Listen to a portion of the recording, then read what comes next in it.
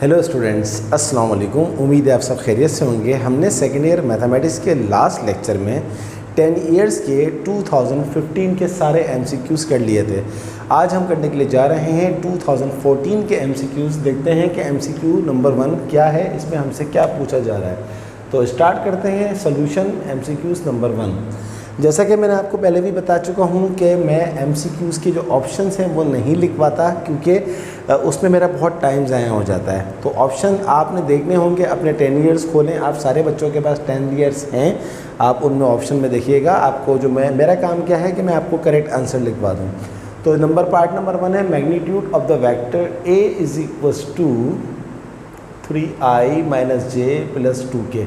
Student, किसी vector का magnitude निकालने का मतलब होता है कि उस वेक्टर के i के कोफिशिएंट का स्क्वायर कर दो प्लस j का कोफिशिएंट का स्क्वायर कर दो। j का कोफिशिएंट यहाँ पर -1 है तो -1 का स्क्वायर प्लस k के कोफिशिएंट का स्क्वायर कर दो, तो ये हो जाएगा 2 का स्क्वायर का स्क्वायर रूट। 3 का स्क्वायर 9, -1 का स्क्वायर +1, 2 का स्क्वायर 4, 9 + 4 होता है 13 + 1 होता है 14। सो 14 रूट इसका आंसर है MCQ नंबर 1 का। तो आपका जो MCQ है उसमें पहला 13 है, गलत है। दूसरा स्क्वायर रूट ऑफ 12 है, गलत है। तीसरा स्क्वायर रूट ऑफ 14 है। सो third option is correct option answer. चलिए अब हम करते हैं MCQ नंबर 2। देखते हैं इसमें हमसे क्या पूछा जा रहा है। Limit x tends to 0 sin 2x / x = what। इसके लिए हम पहले भी बताते हुए आ रहे हैं, एक थ्योरम है आपके पास कि अगर लिमिट x टेंड्स टू 0 हो तो sin x / x हमेशा 1 के बराबर होता है। यानी कि साइन के साथ जो भी चीज़ लिखी हुई है वही चीज़ नीचे लिखी हुई होनी चाहिए। साइन के साथ यहाँ पर लिखा हुआ है x नीचे लिखा हुआ होना चाहिए। यहाँ लिखा हुआ है साइन के साथ 2x, तो यहाँ पर भी 2x होना चाहिए, तो 2 आप लगा दें। बैलेंस करने के लिए 2 को मल्टीप्लाई करना पड़ेगा, क्योंकि अलजबरा का उसूल है, जो चीज़ डिवाइड करो उसको मल्टीप्लाई करो, जो चीज़ मल्टीप्लाई करो एग्जैक्टली उसको डिवाइड करो। अब देखिए limit x tends to 0 sin 2x / 2x, जो चीज़ ऊपर लिखी है वही चीज़ नीचे लिखी है। तो ये पूरी चीज़ आपके पास, ये पूरी चीज़ क्या हो गई 1, और 1 × 2 जो होता है वो 2, और 2 आपका आंसर आ गया। तो करेक्ट ऑप्शन किस नंबर पे है? 1 पे है, 2 पे है। तो पहला आंसर है 0, ये गलत है। दूसरा है 1, ये भी गलत है। तीसरा है 1/2, ये भी गलत है। और चौथा है 2, ये बिल्कुल सही है। तो चलिए अब हम करते हैं अपना MCQ नंबर 3। देखते हैं कि MCQ नंबर 3 में हमसे क्या पूछा जा रहा है। MCQ नंबर 3 भी बहुत आसान है। क्या लिखा हुआ है? Integrate e⁻3x dx। Student, e का जो इंटीग्रेशन होता है वो e ही होता है, तो e⁻3x का इंटीग्रेशन क्या होगा? e⁻3x होगा। बट इसको डेरिवेटिव ऑफ द फंक्शन से डिवाइड करेंगे। डेरिवेटिव ऑफ द फंक्शन क्या होता है? जो e के ऊपर लिखा हुआ होता है। e के ऊपर क्या लिखा हुआ है? 3x। 3x का जो डेरिवेटिव होता है वो होता है 3। यहाँ पर आ जाएगा +c, और ये हमारा आ जाएगा आंसर। तो e⁻3x / 3 + c इस अवर आंसर। देखते हैं कि किस ऑप्शन में है ये। पहला ऑप्शन है e⁻3x + c, गलत। दूसरा है e⁻3x, ये भी गलत। तीसरा है e⁻3x / 3, ये भी गलत। चौथा है e⁻3x / 3 + c लाजमी डालते हैं। सो थर्ड और फोर्थ में आंसर सेम है, लेकिन थर्ड में +c नहीं है, फोर्थ में +c है। तो +c लाजमी डालते हैं इंटीग्रेशन के अंदर। जब मैं इंटीग्रेशन पढ़ा रहा था तो वहाँ मैंने आपको बताया भी था कि c डालते हैं लाजमी, और c क्यों डालते हैं ये भी बताया था। चलिए अब हम करते हैं नंबर 4 जो है 2014 का जो नंबर 4 है वो एक्सरसाइज 1.2 से रिलेटेड है। वो हमारे इस दफ़ा के सिलेबस में नहीं है, तो उसको हम छोड़ लें। तो हम जा रहे हैं नंबर 5 की तरफ। नंबर 5 हमारे पास है d/dx ऑफ sin² x। तो sin² x का डेरिवेटिव, किसी फंक्शन का डेरिवेटिव कैसे निकलता है कि उसकी पावर को पहले लिखते हैं और पावर में से 1 माइनस कर देते हैं। तो 2 में से 1 गया, 1 लिखने की ज़रूरत नहीं है। 2 sin x into derivative of its function. Function किसको बोलते हैं? जो पावर के नीचे लिखा हुआ होता है। पावर के नीचे क्या लिखा हुआ है? sin x। sin x का डेरिवेटिव क्या होता है? cos x। तो आपका जो आंसर है वो क्या है जनाब? 2 sin x cos x। तो पहला ऑप्शन क्या लिखा हुआ है? 2 sin x। दूसरा ऑप्शन है 2 sin x cos x। ये बिल्कुल सही है, सही है जनाब। तो बस इस तरह की आपकी MCQs की सेटिंग होती है। इसके बाद आप देखें 6 पे क्या है। MCQ नंबर 6, e⁻ ए एक्स डी एक्स। तो अभी थोड़ी देर पहले ही बताया मैंने आपको कि ई का जो इंटीग्रेशन होता है वो ई ही होता है, तो एज इट इज़ आ जाएगा ई की पावर एक्स, बट डिवाइड करेंगे इसको फंक्शन के डेरिवेटिव से। फंक्शन क्या होता है, ई के ऊपर जो लिखा हुआ होता है, ई के ऊपर क्या लिखा हुआ है, ए एक्स का डेरिवेटिव होता है ए, यह आ जाएगा प्लस सी, ये आपका आंसर आ गया। चलिए अब हम करते हैं 7वां, बट इसका देखते हैं ऑप्शन कहाँ था छठे का। तो पहला लिखा हुआ है ए ई की पावर एक्स प्लस सी, गलत है। दूसरा लिखा हुआ है ई की पावर ए एक्स प्लस सी, गलत है। तीसरा है ई की पावर ए एक्स अपॉन ए प्लस सी, तो so the third option is correct. चलिए अब 7वां देखते हैं। 7वां क्या है हमारे पास, 2x dx upon 1 plus x square. Student मैंने आपको लास्ट टाइम भी बताया था कि अगर नीचे वाले फंक्शन का कंप्लीट डेरिवेटिव ऊपर मौजूद हो तो हम नीचे वाले फंक्शन के साथ ln लगा देते हैं, हमारा काम ख़त्म हो जाता है। तो 1 प्लस एक्स स्क्वायर का डेरिवेटिव क्या होता है, 1 का 0, एक्स स्क्वायर का 2x, तो आपके पास इसका आंसर आ जाएगा ln 1 प्लस एक्स स्क्वायर, और प्लस सी लगाना नहीं भूलिए। तो किस ऑप्शन पे इसका आंसर है देख लेते हैं, ln 1 plus x square plus C. पहला ही ऑप्शन जो है वो ये दिया हुआ आंसर, तो कहीं पहला दिया हुआ होता है, कहीं दूसरा, कहीं तीसरा, कहीं चौथा। 4 ऑप्शन होते हैं, 4 में से सिर्फ एक करेक्ट होता है, बाकी 3 गलत होते हैं। चलिए जनाब अब हम करते हैं इसका MCQ नंबर 7 हमने किया था, अब हम करते हैं 8। MCQ नंबर 8 क्या है, the centre of the circle x square plus y square minus 10x plus 6y plus 18 is equal to 0। Student किसी सर्किल की इक्वेशन निकालने के लिए हमारे को सबसे पहले जनरल इक्वेशन का फॉर्मूला पता होना चाहिए। जनरल इक्वेशन क्या होती है, x square plus y square plus 2gx plus 2fy plus c बराबर है 0।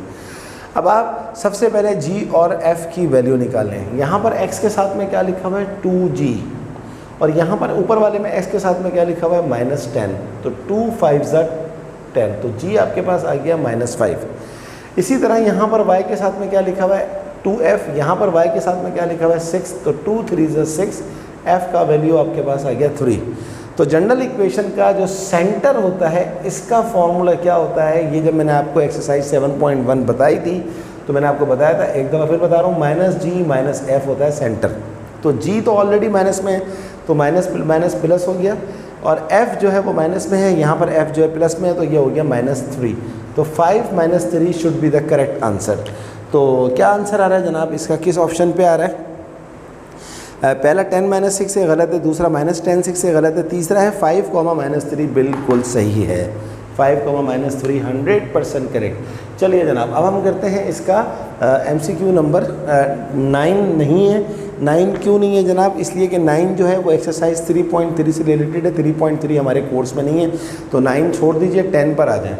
10 पर लिखा हुआ है if E less than 1 then the conic is, अगर इसेंट्रिसिटी 1 से छोटी हो तो कॉनिक का नाम क्या होता है, कॉनिक का नाम होता है एलिप्स। ये आपको याद रखना है। मैंने लास्ट लेक्चर में आपको आंसर सही लिखवाया था, बट मैंने बोला गलत था, याद रखिएगा। अगर ये मैं आपको एडिशन बता रहा हूँ, अगर E 1 हो, E लेस देन 1 हो, और E जो है वो 1 हो, E जो है वो लेस देन 1 हो, E जो है वो ग्रेटर देन 1 हो। अगर E 1 हो तो कॉनिक क्या होता है, पैराबोला। ये आपको याद रखना है। E लेस देन 1 हो तो कॉनिक क्या होता है, एलिप्स, जैसे कि इस वाले MCQ में था। और E अगर ग्रेटर देन 1 हो तो इसको बोलते हैं हम हाइपरबोला। तो आइंदा से याद रखिएगा इस बात को, मैंने लास्ट टाइम जो है बताया गलत था, आंसर सही लिखा था। एनीवे तो 10 का जो आंसर है वो है एलिप्स। हमारे पास पहला ऑप्शन क्या है, सर्किल, ये गलत है। दूसरा ऑप्शन क्या है, एलिप्स, बिल्कुल सही है। चलिए अब हम करते हैं MCQ नंबर 11। देखते हैं कि 11 में हमसे क्या पूछा जा रहा है। तो कहीं बहुत बड़ा MCQs होता है और कहीं पर छोटा सा MCQs होता है, बैलेंस तो करना पड़ता है ना। ओके जी, 11 क्या है, if vectors A and B are perpendicular then A dot B। तो ये बात हमने आपको पहले भी 3-4 साल में ये आ चुकी है बात, कि अगर दो वेक्टर्स परपेंडिकुलर हों तो दोनों का डॉट प्रोडक्ट हमेशा किसके बराबर होता है, 0 के बराबर। ये इसका आंसर है। देखा आपने, पिछला वाला MCQ लंबा था, ये कितना छोटा था। तो 11 का आंसर कहाँ दिया भाई, पहला 1 है, गलत है, दूसरा -1 है, ये भी गलत है, तीसरा 0 बिल्कुल सही है। चलिए अब हम करते हैं 12वां। देखते हैं 12वें में हमसे क्या पूछा जा रहा है। 12वां ये लिखा हुआ है, in the parabola y square is equals to 4ax। ये फिर रिपीट हो गया एक दफ़ा और। 4a का मैग्नीट्यूड, पैराबोला में 4a का मैग्नीट्यूड जो है वो कहलाता है latus rectum. Length of latus rectum, या लेंथ लेटस रेक्टम लेंथ बात एक ही है, सही है। लेंथ ऑफ लेटस रेक्टम आप लिख दीजिए। तो पहला आपके पास क्या है, फोकस, ये गलत है। दूसरा ऑप्शन क्या है, वर्टेक्स, ये गलत है। तीसरा ऑप्शन क्या है, एक्सिस, ये गलत है। चौथा ऑप्शन आपके पास क्या है, लेंथ ऑफ लेटस रेक्टम। तो ये हमने आपको बता दिया आंसर है। चलें आप 13 MCQs करते हैं। MCQ नंबर 13 हमारे पास क्या है, d/dx of cos inverse x। याद रखिएगा स्टूडेंट, एक्सरसाइज 4.2 जो है आपकी बुक की, उससे पहले सारे इन्वर्स वाले फॉर्मूले दिए हुए, और ये फॉर्मूला होता है 1/1 - x² का रूट, -1/1 - x² का रूट, और ये आंसर आ जाता है इसका। तो सिर्फ फार्मूला अगर याद होगा तो 1 सेकंड में आप कर लोगे इसको। तो इसके ऑप्शन कौन सा है, पहला है 1/1 - x² गलत है। दूसरा है 1/1 - x², ये भी गलत है। तीसरा है -1/1 - x² का रूट, ये बिल्कुल सही है। चलिए अब हम करते हैं 14, देखते हैं 14 में क्या पूछा जा रहा है। The unit vector in the direction of this. Unit vector के साथ किस तरह निकलता है, यूनिट वेक्टर को इस तरह शो करते हैं आर कैप करके, और किसी भी वेक्टर का यूनिट वेक्टर किस तरह निकलता है कि उस वेक्टर को i + j + k उसकी अपनी मैग्नीट्यूड से डिवाइड कर दो। i का कोफिशिएंट 1 का स्क्वायर, j का कोफिशिएंट 1 का स्क्वायर, k का कोफिशिएंट 1 का स्क्वायर रूट। ये आपको याद रखना है, i + j + k, 1 का स्क्वायर 1 1 1 1 1 + 1 2 + 1 3, तो 3 का रूट आ गया। मोर ओवर इसको इस तरह भी लिख सकते हैं 1/√3 × i + j + k। तो ये आपके पास आंसर आ गया था। कितने आसान सवाल है देखें आपके सामने हैं।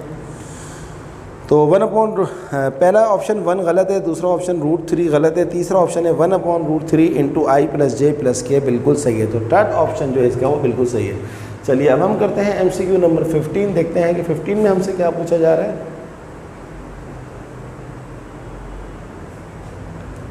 क्या है जनाब 15, the length of the tangent drawn from 3 - 1 to the circle 2x² + 2y² + 5 = 0। Student, circle की सबसे पहले हम जब भी सर्किल की इक्वेशन लिखते हैं, हम x² और y² के साथ में कुछ भी नहीं होना चाहिए। तो यहाँ पर x² और y² के साथ में 2 लिखा हुआ है, तो सबसे पहले इस 2 को ख़त्म करें। 2 कैसे ख़त्म होगा, हर एक नंबर को 2 से डिवाइड करते हैं। 2 से 2 कट गया, x², 2 से 2 कट गया, y², 5/2 ऐसे ही आ जाएगा। 0/2 क्या होता है, 0। अब आप लिखें लेंथ ऑफ टेंजेंट का फॉर्मूला। इसके लिए आपको एक्सरसाइज 7.2 खोलनी होगी।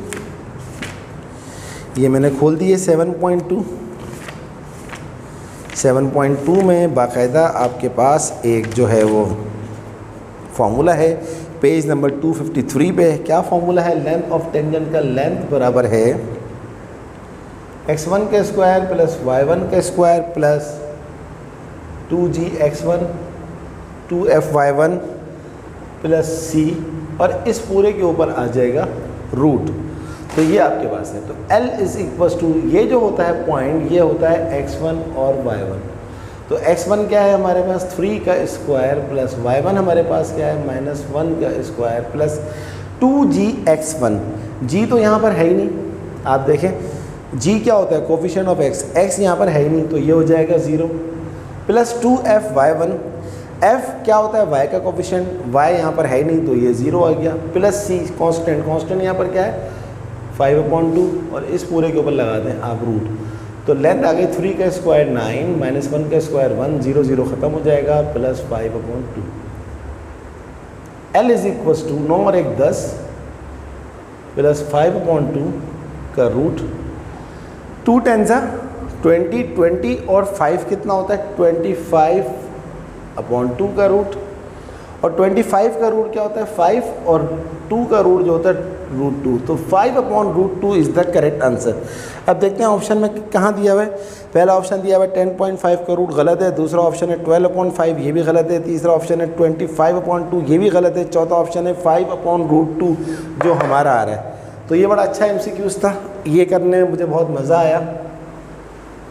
आपकी भी खूब प्रैक्टिस हो जाएगी इंशाल्लाह, पेपर बस आपका होने वाला है। तो इंशाल्लाह आपके 100 में से 100 आएंगे, जैसा कि मैं आपको बताता रहा हूँ।